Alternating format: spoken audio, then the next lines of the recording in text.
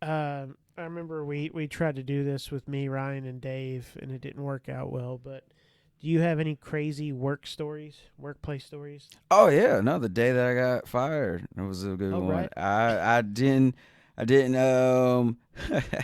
so there's a lot of safety there, especially in glazing, because since we work off the side of the buildings and stuff, you're supposed to be, if anytime that there is like 3 feet of open space, like to the ground, Yeah, you have to be tethered, yep. and the anchors are usually like 10 feet in, and yeah. Well, we were on a corner section, so both bays were open, and so pretty much all the guys were there. So there was no more tethers. So, and I felt useless because I'm sitting here 10 feet away from where they're tethered, and like that's that's OSHA and everything, Yep.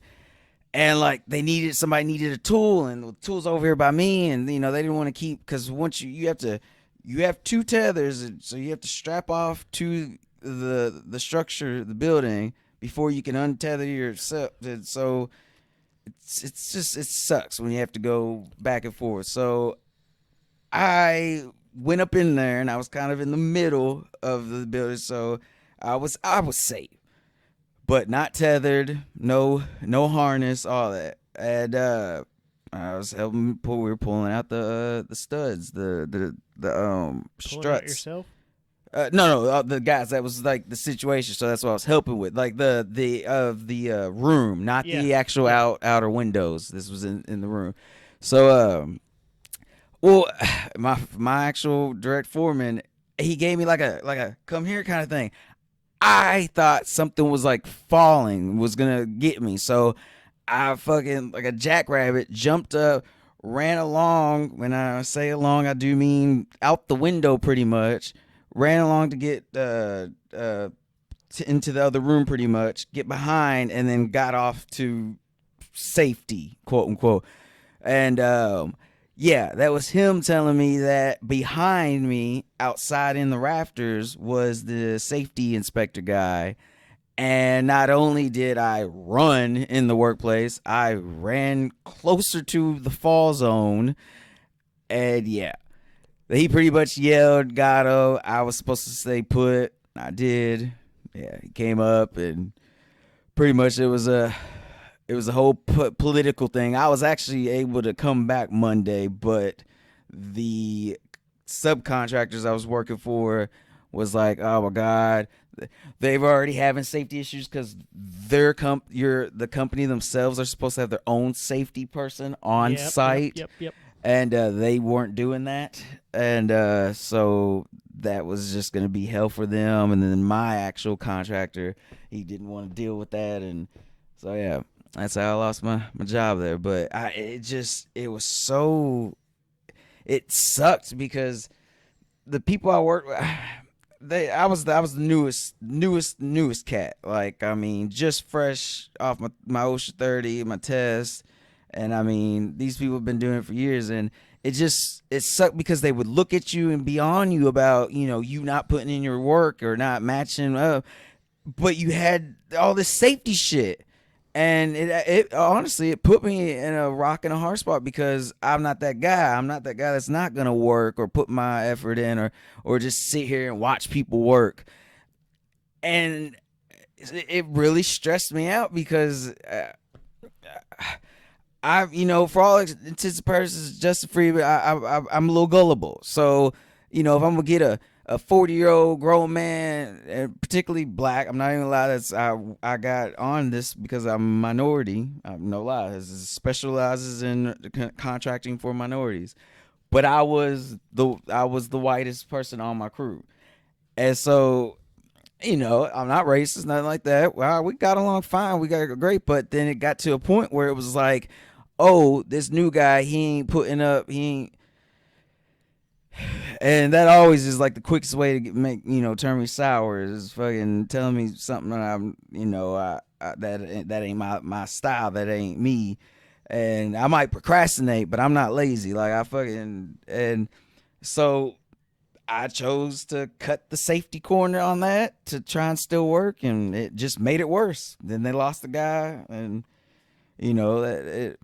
But it stressed me out. It wasn't because I mean these are thugs like second timers. No, I'm not lying. No, Like I got you, they yeah. were like second timers and shit like that, and they just that fucking like, hey Justin boy, pick up your work, like some shit like that. And I'm like, nigga, what can I do? We got no more tethers. I mean, and that's what happened. Yeah, I dealt with the tethers and stuff because Yeah, fall protection. Anything over 30 feet, you need to have fall protection. You mean 3 feet? Actually, yes, you're 'Cause right. you just said 30. I know. My bad. 20 feet, you're good. 25, 29. There's different good. types of fall protection. So yes, Yeah. that was. But no, yeah, 3 feet. You're right. Even 3 feet. A 3-step step ladder, and you're on top. You should have. There should be fall protection. So out at GE, I fought 2 fires, Nice. and I mean with hoses, like pressurized fire hoses. Yeah, for people that don't know, GE is big for its own area code, its own policing, and fire and EMTs, yeah. EMT, yeah. They had their So- we had our own water treatment plant, our own electrical grid, our own area code. Yeah, it was like a little city. It was built in the 50s, and it could be back then. It was built to be. It had the ability to be converted into a military base within 24 hours. I did not. I knew that about Bowman Field. I did not know Yeah. that about GE. That makes so much sense. So, I was out there for a while. I first started in the visitor center. Got to know everybody. It's pretty cool. Because my memory, I could remember all the faces of the people that came in. So before they walked in the door, I had their badges ready for them. Came in handy because this crazy chick came in and she kept trying to see this one employee, and apparently he was dabbling in some outside Kool-Aid, and he tried to break it off with her, but she wasn't having it. So she tried to come in a few times, tried to sneak by the visitor center, because to get in through the gates you had to have a badge, swipe through, even though it was a turnstile, but it was like a fucking 7-foot turnstile. So you swiped your badge, it was like the fucking rotating thing. You couldn't fit between them either. So if you were going to sneak in, then you needed to go through one of the gates. Well, gate 3 was where semi-trucks came through. And if you drove through that gate, they had radios. They'd call in and be like, hey, you got a blue Chevy Impala that just blew the gate at gate 3. So then lights and sirens. We'd go find the person, figure out what they were there for, kick them out, whatever we had to do. Or you go into the front gate. But the front gate had, fucking those wooden beams that came down. Yeah. So you'd have to drive. That makes sense. Why they okay? So you'd have to drive up, scan, and then it would open. You'd drive through, and then it would close behind you. So this lady had been there a few times, and in order to get in for a place like that, like if you're an employee there, and you've got somebody coming to see you, whether it's your wife, your girlfriend, or let's say a vendor for somebody who is trying to bid on your project, you have to put in a request, and then that visitor request goes up to the visitor center. We make them like a temporary badge. Oh, wow. Like they're going to building 4, this area, so they need this access on their badge to get in where they're going. But then you make sure they can't get in other places. So this lady came in. The last time she tried to come in, she had cut her hair, she had dyed it, and she was wearing sunglasses. And she comes walking by in front of me. Fake mustache. And with all that, still recognized her face. So the last time she had been there, I had heard that she was kind of unstable and trying to get in. So we were able to catch her before she got in. 100% because I caught her. And when the police showed up, because shit got crazy, she had a pistol in her purse. Oh, damn. So found out she was on her way in there to let the guy know, you ignore me, You gonna die. Oh shit. So there was that. Yeah. Fighting fires. I was an EMT, so there was a time where a dude got his finger cut off. Cried like a bitch. Then there was a time that we fought a dude who was in a diabetic shock who said he was Jesus. He swung at my boss and he got slammed to the ground. There was that. Okay, there's a lot of shit.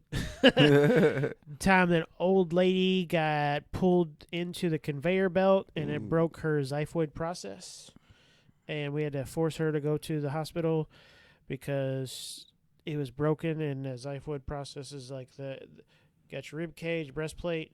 It's at the bottom, it's the shape of a triangle. It's really close to your liver, so if that thing breaks off, it could lacerate your liver and not good times. And she wasn't crying at all. Dude that lost the tip of his finger cried like a bitch. I'm not gonna fault him. I still remember my boss Reggie being like, "Hey, can you locate the lost digit?" And I'm like, "This is a finger, not a digital clock." But that's what the medical term. These are called digits. We ended up finding it, but it was too mangled to reattach. Then there's a dude got hit by a train. He survived, came back to work a week later. My first patient contact after becoming a licensed and certified EMT was a full arrest. Dude was 32, had a massive heart attack and died. Tell him all of them. And I was the first one on scene and saw the dead guy. Then there's a time that my second full arrest, the call came in as, "Hey, there's this guy in my area and he fell down and he's having a hard time breathing." And I'm like, "Okay, I'll get the ambulance. Reggie, you go over there. I'll meet you there." I come in, don't have gloves on, got the stretcher behind me. He goes,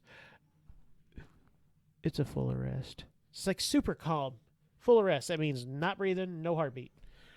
And we did CPR on him. I hooked him up to an AED, it's automated external defibrillator. You know that. And that thing will analyze the heartbeat. So anybody who doesn't know about defibrillators, it's not like the movies. You don't have the fucking thing with the gel and the It's its own thing.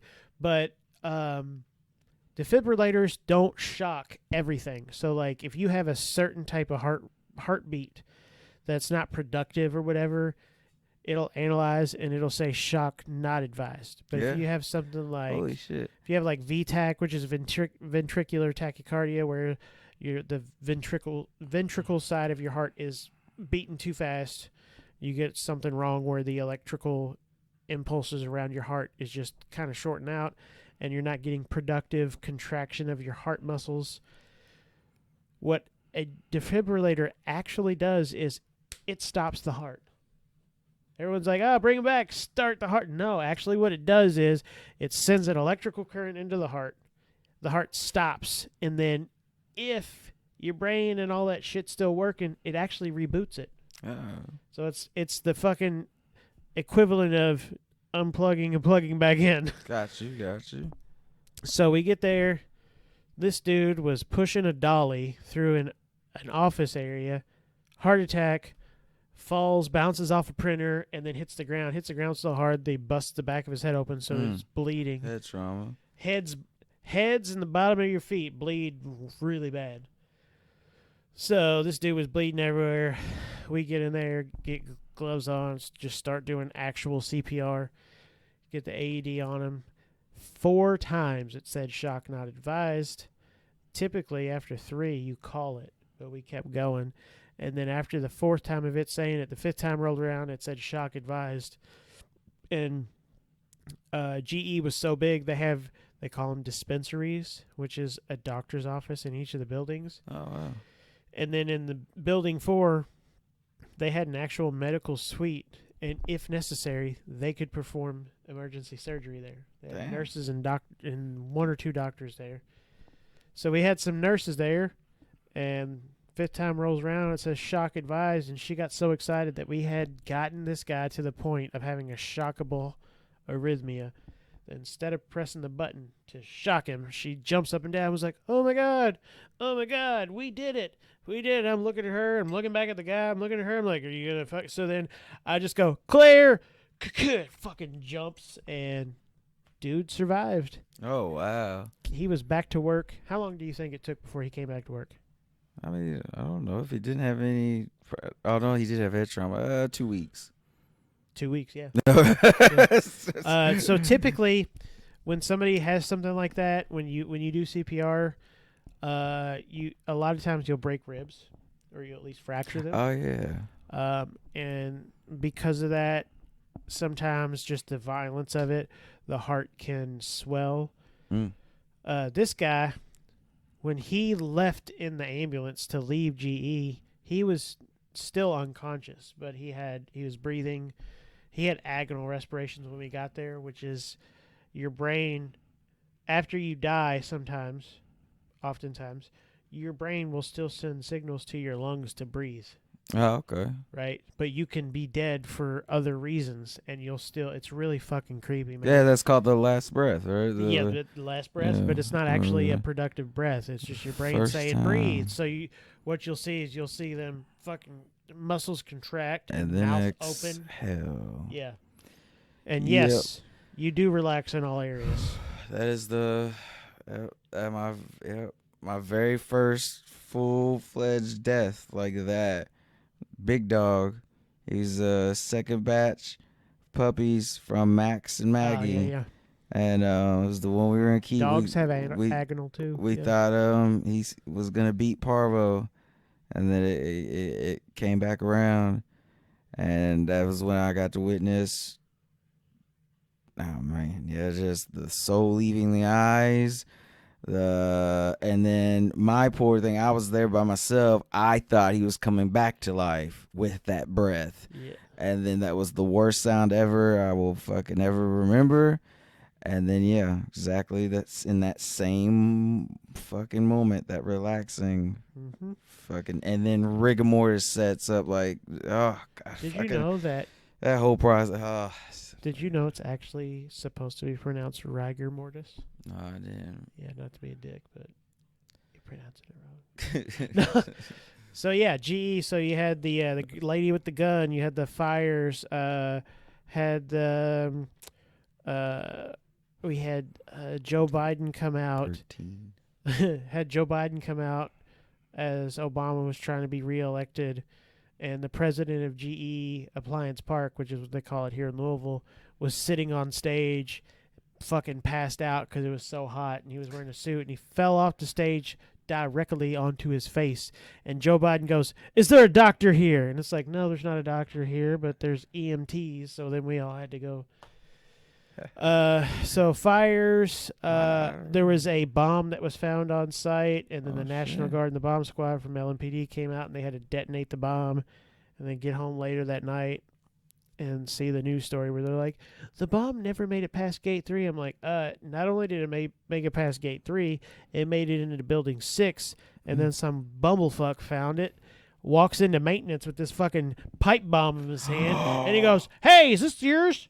And sets it on their desk. And they're like, "What are you doing?" Are you fucking serious? Yeah. Oh wow. Fucking had all the signs of like a bomb. It was like, it had this weird like jelly on it. It was magnetic. Is a pipe. Yeah.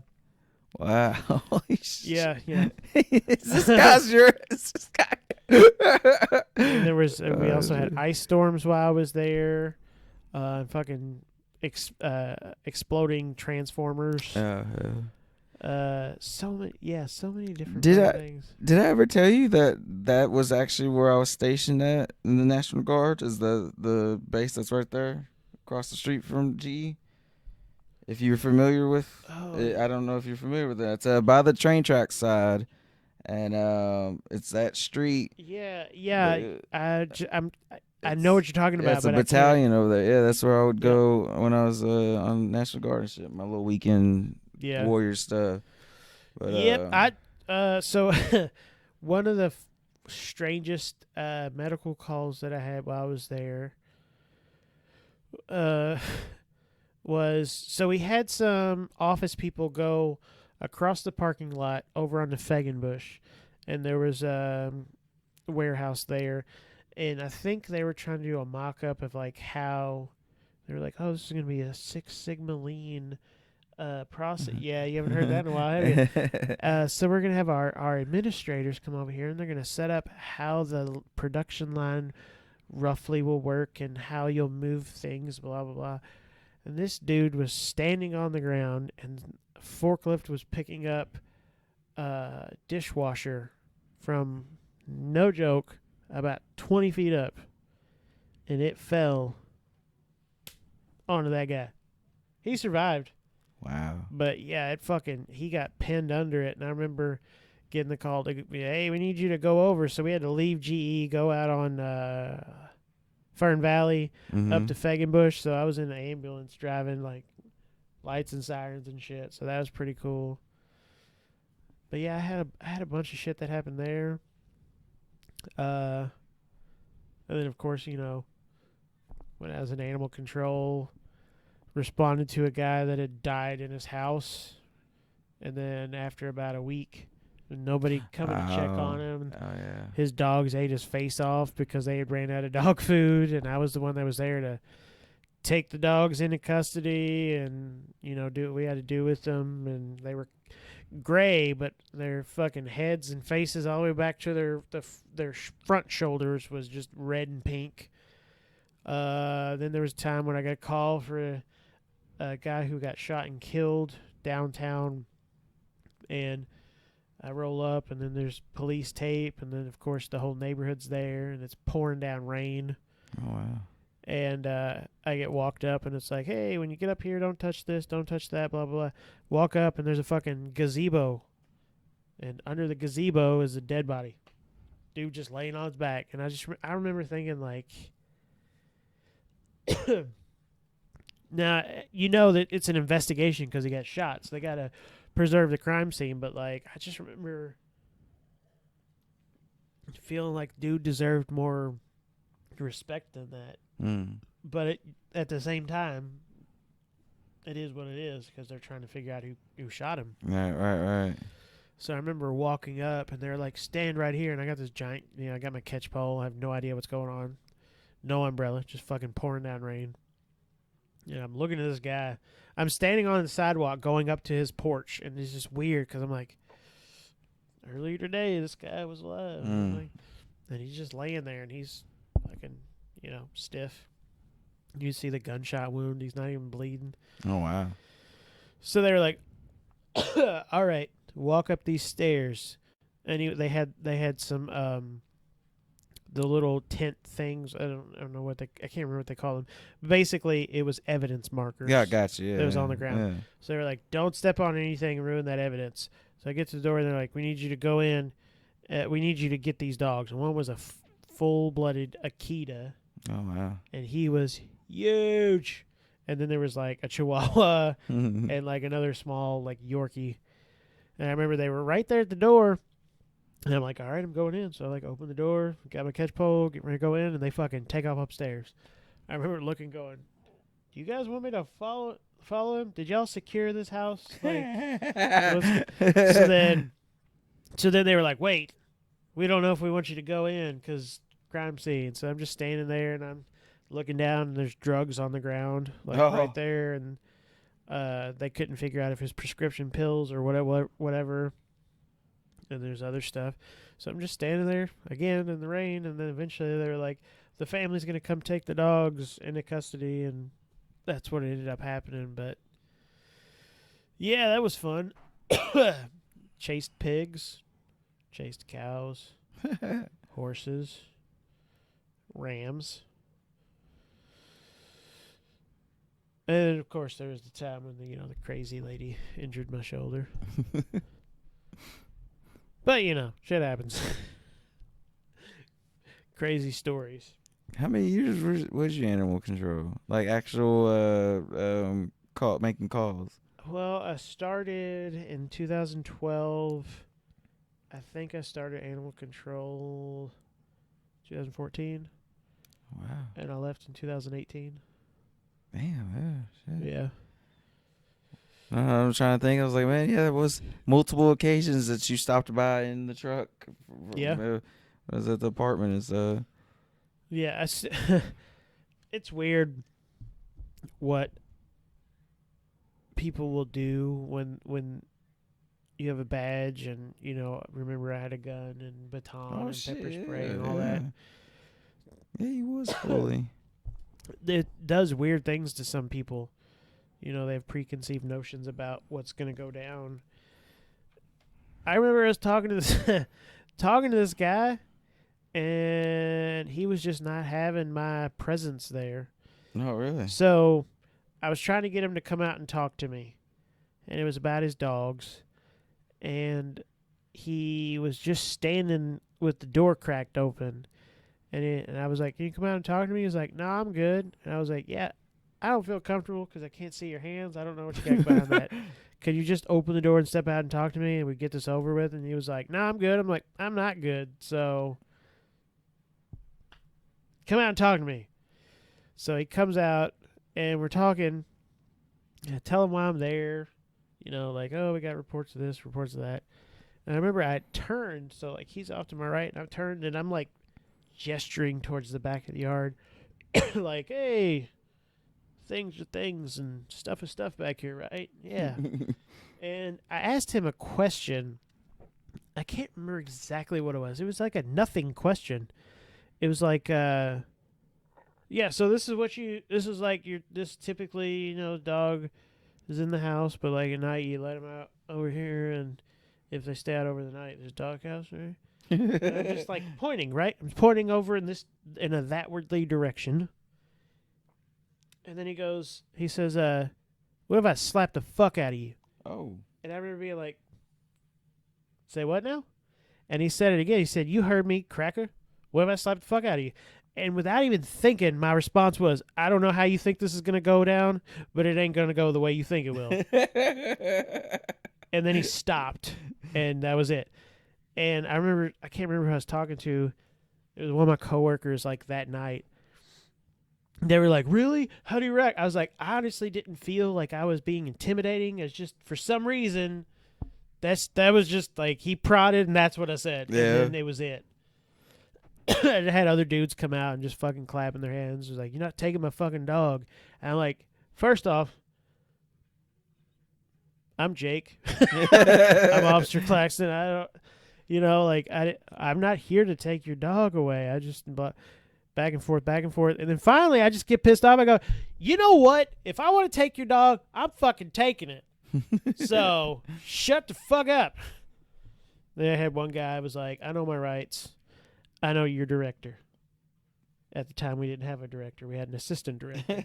The director had left to go for some other position with the HSUS, which is a Humane Society of Understates or United States or whatever. So I was like, "All right, Chuck." His name was Charles. I said, and a friend of mine, Ian, he just became a cop. Wow. At the time, he was animal control. He was like, "Dude, I went out there to check on this situation, and dude kept threatening to punch me." So he was like, "Can you come out here and deal with this?" I was like, "Yeah, I got it." So I get out there, and I was talking to him. I was like, "Look, man, you can't be telling my officers you're going to punch them. Like, you can't tell us that. You see, we got a badge. You can't talk to us this way."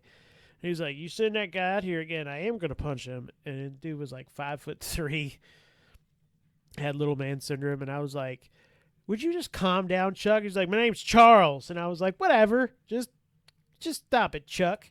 And his girlfriend's there, and she's apparently dude beat it on her. Beat it.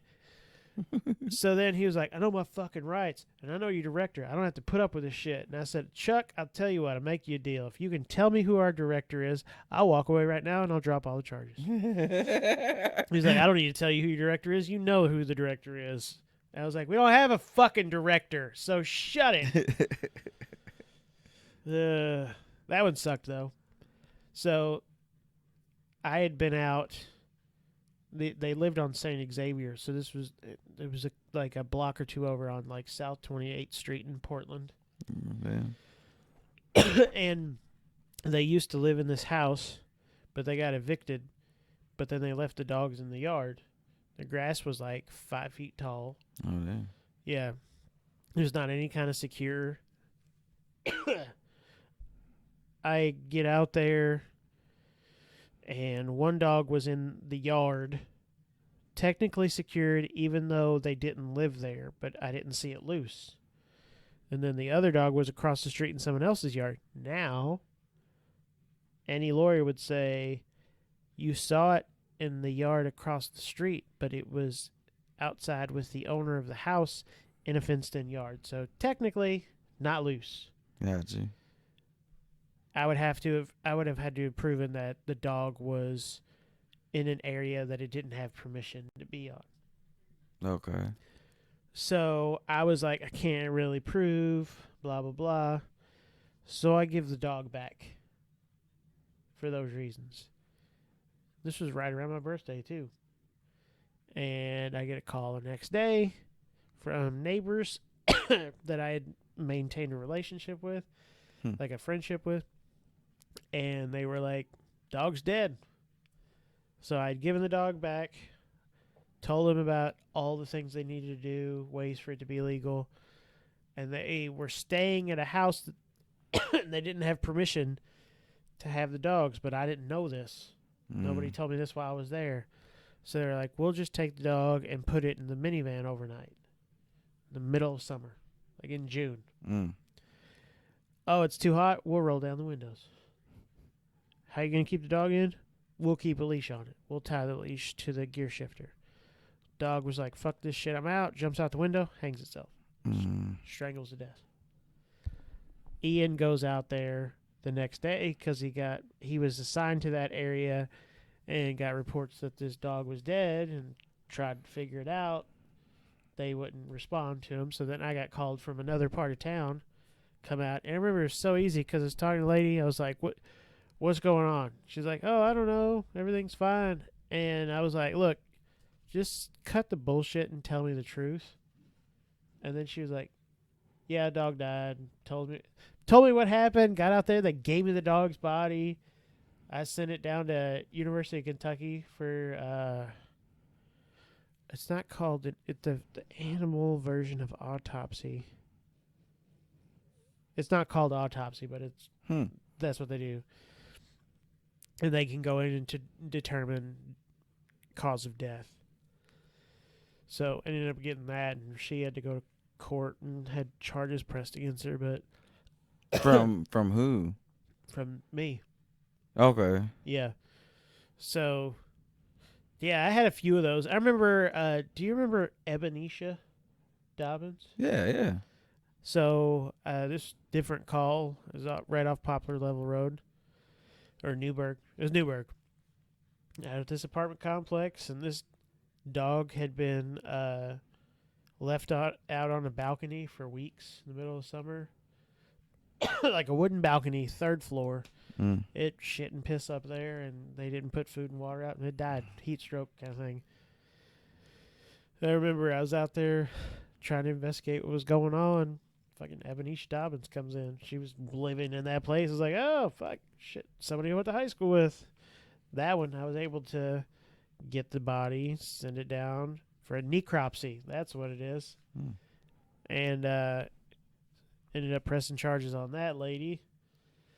So, yeah, it was a fun job. I mean, there was a lot of shit that was fucked up about it, but there was also a lot of, like, really fun stuff, like serving search warrants with police where they're going in to check this area, but they have dogs, so we have to assist them. Or Oh, that's cool. we did our own search warrants, so like we had a battering ram and shit if we had to force entry.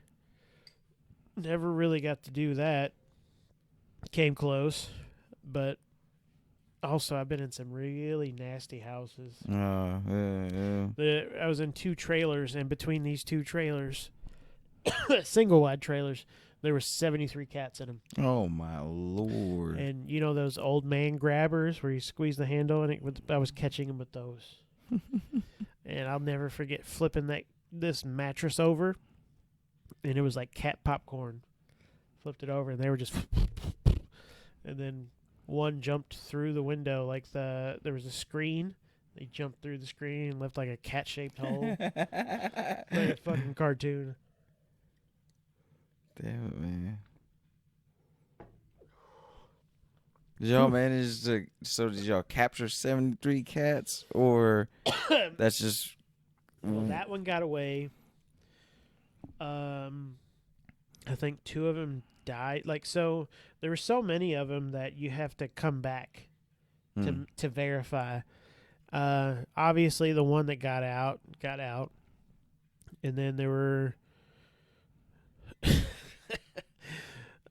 You come back another day and you walk in and there's fucking dead cat there. Don't know why it's dead, but it wasn't there the day before. it was obviously there, but it was good at hiding.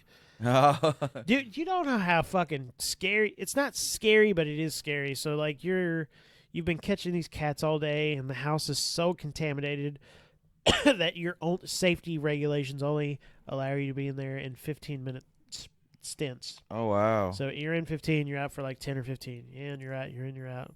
That because like ammonia, because like the breathing. The ladies, the sisters that own these 2 trailers, had caught some sort of deadly bacteria from them, and they were dying in the hospital.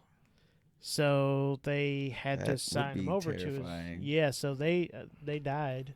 You didn't even have like coveralls or nothing like that? No, I had that is pretty creepy. I just had a mask, like not even the ones we're wearing now, just like a bubble white. Oh, one of those? Yeah. Like a fucking homeowner painters? Yeah, I had those on. Now, I remember my sergeant, who's a germaphobe, Sabatini, he had put on a Tyvek suit, and he had like 2 shirts on, and then he had a fucking actual respirator, and he came in, it was middle of summer, it was like August, I think, July or August, and in a trailer with no electric, so there's no AC, and he's got this Tyvek suit on, and he almost had a heat stroke. But I was one of those people that like I lived for the action, so it was like fucking put me in there, and I get this, and that's why my shoulder got fucked up. Nobody would go deal with the crazy lady. I was like, I'll go deal with the crazy lady. $200,000 later, loved it. But I remember the reason I started laughing is the kitchen area had a tile floor, and the tile floor was covered in a mix of water, cat shit, and cat piss. And it turned that tile floor into like ice. What? So there would be like cats running, and then you're like trying to like pin them up against something, and then fucking clamp them with the cat grabber, and then you pick them up, you put them in a carrier, close it real quick, and then you got somebody at the door, and it's just out, and then somebody's out in the truck like logging it in, like this cat, blah blah blah, give them an animal ID, impound them, so when we get back, we can start the process of getting him adopted out or whatever. And Ian was there with me. The guy's now a cop. Just graduated from academy last week. Good job, bro. He said it was the funniest shit. He was in this area, and he was going to pull the washer and dryer forward, and there was a bunch hiding behind there. So I was walking over there with him, and I just start slipping. Like I'm going to fall. And I did not fall, but for like 5 minutes was just like falling and was catching myself and everything. And he just breaks down laughing. Never let me forget it, but I thought it was hilarious. I remember fucking cats running at me full speed trying to get past me, but they don't know where the fuck to go, right? And I remember seeing one coming at me and me just taking my leg and like pinning it up against the wall and then clamping it and then trying to bite me and shit. Yeah. Shit. Oh man, have you heard their internal voice, their guttural shit? Oh god, yeah, dude. Yeah. Dude, I used to torture, and only torture in the sense of chase a cat around kind of thing and throw a pin it, that kind of stuff. Cats will fuck you up, dude. When they feel like they actually aren't the predator, like when they're that sound they make, is because I kind of Jesus. Speaking of a cat, right?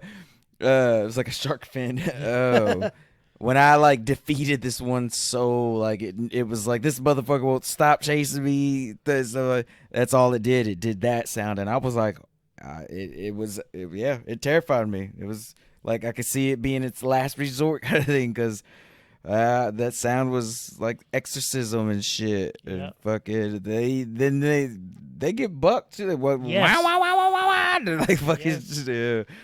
Yeah, dude. I'm telling you, man. I was catching them with nothing but cat grabbers. And when I started this story, I started to say that you don't realize how scary they can be. And sometimes it's just scary because of the situation. But I remember we had gone through and we caught so many of them, and there was fleas everywhere. No shit, I didn't even think about that part. Like I remember looking down, it's and crazy it was like the carpet was moving, right? And I was covered in them.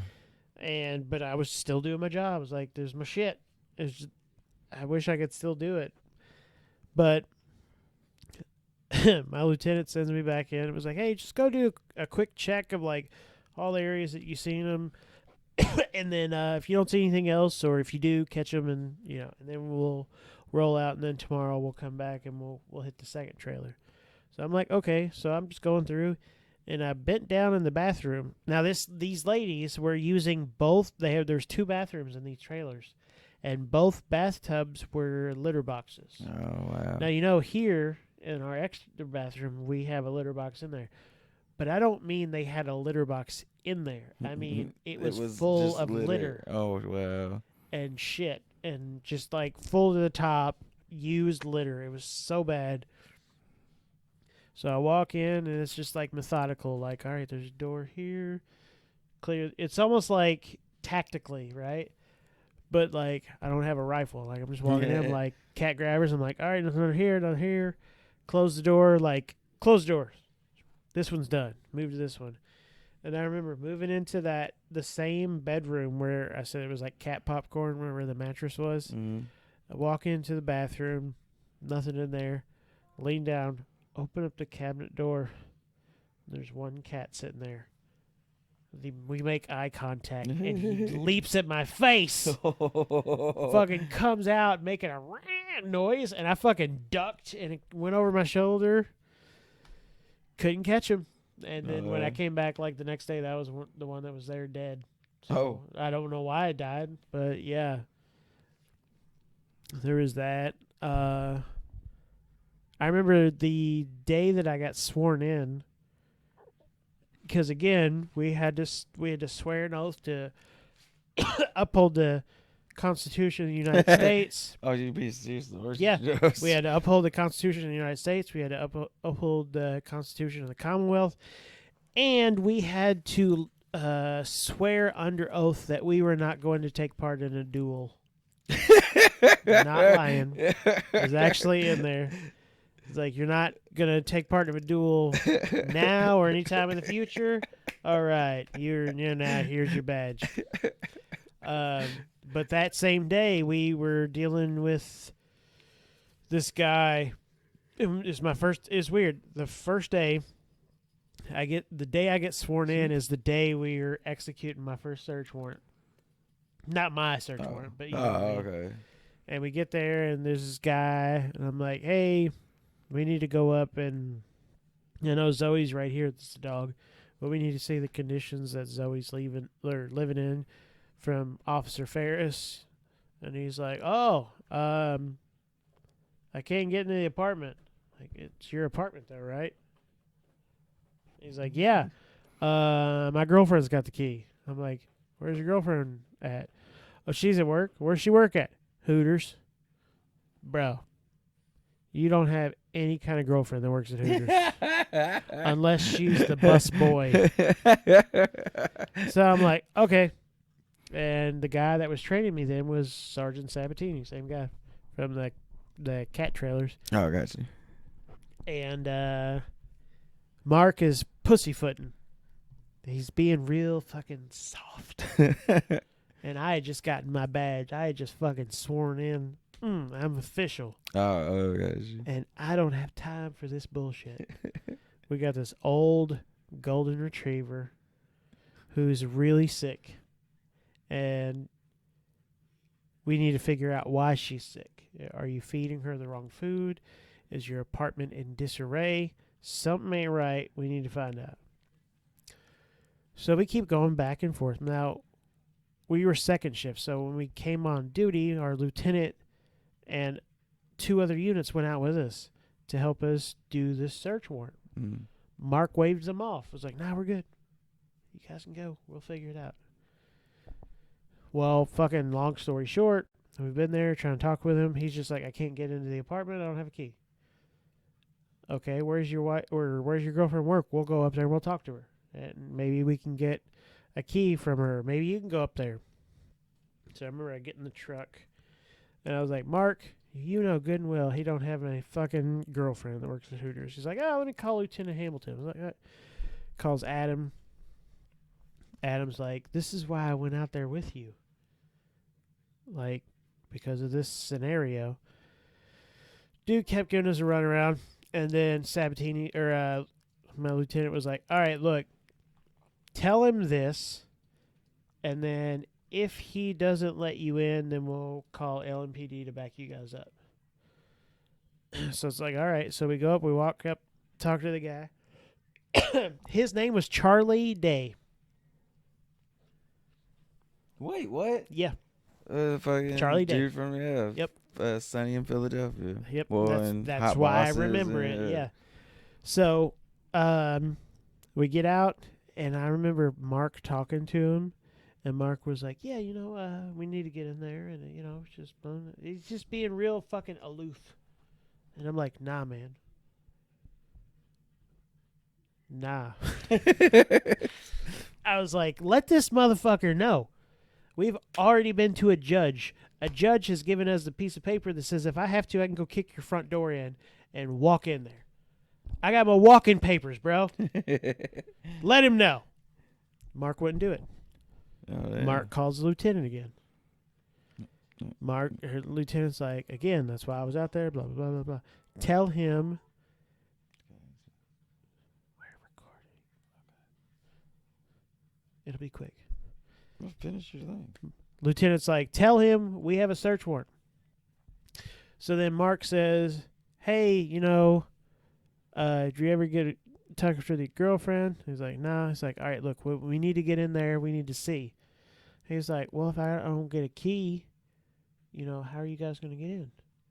And then I'm like, this motherfucker's pushing us. So I said, listen, we're getting into your apartment one way or another tonight. It's up to you to decide how we get in. And he was like, I don't understand what you mean. I said, look, I'm just going to cut the shit. Either you let us in or I kick your front door in.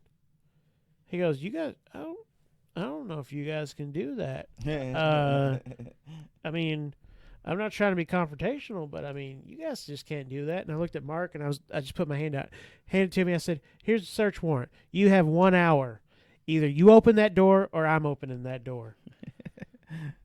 So then he starts getting angry. And I'm like, I'm just telling you, I'm getting in that apartment tonight. So we walk away.